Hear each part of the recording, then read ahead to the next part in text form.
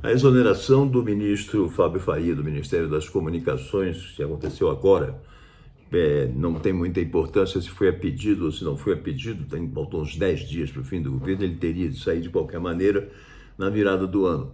A questão é que ele é ex-deputado federal, não concorreu ao Senado, preferiu ficar no governo e com isso atrelou o seu destino ao destino de Bolsonaro, e por isso teve que sair agora do barco, porque ele vai ter que voltar para a iniciativa privada, possivelmente, até trabalhar na empresa, no conglomerado do seu sogro, Silvio Santos, Cenoura Bravanel, no SBT. Pode ser que sim, pode ser que não. Ele pode ter outras portas abertas também durante esse tempo que ficou no Ministério. O Fábio Faria era podemos dizer, um bolsonarista moderado no Ministério, até começar a disputa do segundo turno e ele abraçar aquela ideia de que muitas emissoras de rádio estavam boicotando, principalmente pelo interior do Brasil, as propagandas eleitorais do presidente Jair Bolsonaro para a reeleição. E ele fez um compilado lá, uma coisa, e chegou à conclusão de que eram centenas de milhares de inserções de propaganda eleitoral obrigatória, no horário eleitoral obrigatório do TSE. E com isso representou o TSE e queria, no fundo, ele queria um adiamento das eleições, qualquer adiamento, qualquer coisa que atrapalhasse o ritmo da campanha eleitoral daquele período ali, no segundo turno, seria um sério prejuízo, não só para o candidato que estava à frente, que era o candidato vencedor, Luiz Inácio Lula da Silva, como para todo o processo e até para o Bolsonaro e a equipe dele também, mas o Bolsonaro é meio escorpião nisso aí, ele não está muito preocupado com o que possa acontecer de ruim a ele, desde que aconteça pior para o adversário. E aí o Fábio Faria entrou com essa toada aí, deve ter agradado bastante o chefe, mas o TSE tratou de esvaziar logo essa história, disse, olha, então é o seguinte, se tem a denúncia, tem que apresentar a prova. O ônus da prova cabe ao acusador, e aí o Fábio Farias disse que não havia provas, que as provas seriam a consulta ao Google das emissoras de rádio, uma por uma, sobre suas programações, planilhas de programação, e ver que ali constatava que não haviam sido veiculados os spots de publicidade eleitoral.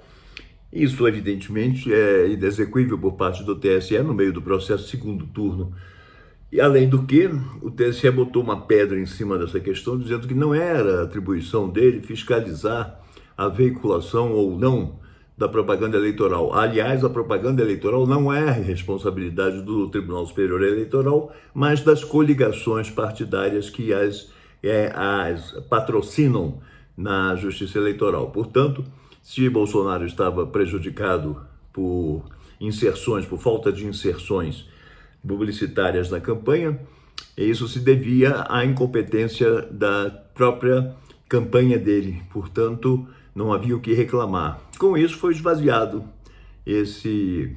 essa reivindicação e foi a última tentativa que se fez de romper com o cronograma que se seguia, que já era meio atribulado, já vinha em uma hora vinha uma coisa do PL, outra hora vinha coisa de outro. O próprio Partido Liberal do presidente Jair Bolsonaro reclamou quando o Fábio Faria apresentou essa questão, porque disse que isso era para atrapalhar o processo, não tinha nada a ver. E atrapalhava também o partido, porque angariava no mínimo má vontade. E o partido passava a ser muito mal visto. Valdemar da Costa Neto não é bobo, e com isso ele disse que, olha, é uma bobagem, é um tiro no pé essa coisa aí. Na verdade foi mesmo um tiro no pé, e o Fábio Faria voltou aos seus bastidores no Ministério das Comunicações sem maior alarde, sem maior holofote em cima, porque também não tinha nada a ver, não fez muito durante o tempo que esteve lá, não brilhou, não foi coisa alguma excepcional. Nós tivemos ministros das comunicações muito mais barulhentos, como Antônio Carlos Magalhães, que tinha como segundo Rômulo Furtado, depois o próprio Rômulo Furtado também barulhento, ambos representantes dos grandes conglomerados de comunicação e conglomerados de vários equipamentos para comunicação e essa coisa toda. Mas agora não. O Fábio Faria parece um